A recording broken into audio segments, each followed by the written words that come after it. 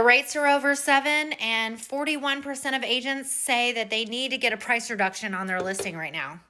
If you're a real estate agent and you need to get your seller to do a price reduction and you need help with that, this is the video for you. And if you're new here, my name is Sandy McAlpine. I run 2 high-performing teams in North and South Carolina, and I have closed over 1,500 properties, and I would love to share with you some tips on how to get a price reduction. So first of all, you should always, every single week, be updating your sellers with important information about what's happening, not only with their listing, showing feedback, but also what's happening in their neighborhood.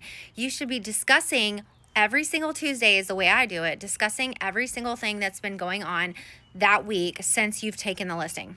So with that being said, if you're talking to your seller every single week, and even if there's nothing to say, you call to say, hey, look, there hasn't been any new activity, you're going to send them the recent sales, the recent solds, what's going on the market, any new listings that have hit the market that are in competition with their listing. You're going to show them the days on market for the other listings that are against your listing. And who is in competition with you? Well, it's going to be the same bedrooms, bathrooms, square footage, and price range. I'm all about doing an absorption rate study, and I have a link in my bio that tells you how to do it.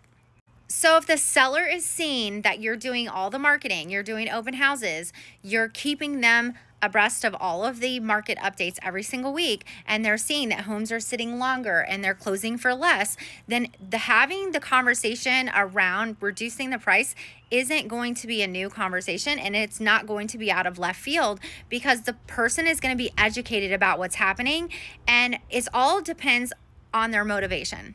So what do I mean by that? So you need to know the seller's motivation from the very beginning. Are they trying to move by August? Do they have a new house that they're closing on? Do they need to be somewhere by a certain amount of time? If you know that, then you know when your job is up. You don't want to have a listing expire on you and not do the job and not have the same concern for your client. So sometimes price reductions are necessary to get a home sold. Sometimes it's just a change in the marketing. But either way, if your listing is sitting stagnant for over a month, 2 months, 3 months, and there are other properties around you that are selling, obviously there's something going on there. It's either price or condition. So if you cannot improve the condition, or maybe even the copyright of the marketing, maybe change the order of the photos, then you probably are going to have to reduce the price. Unfortunately, that's not the end all be all for every situation, but this is a video about price reductions and when they need to happen and how they need to be happening.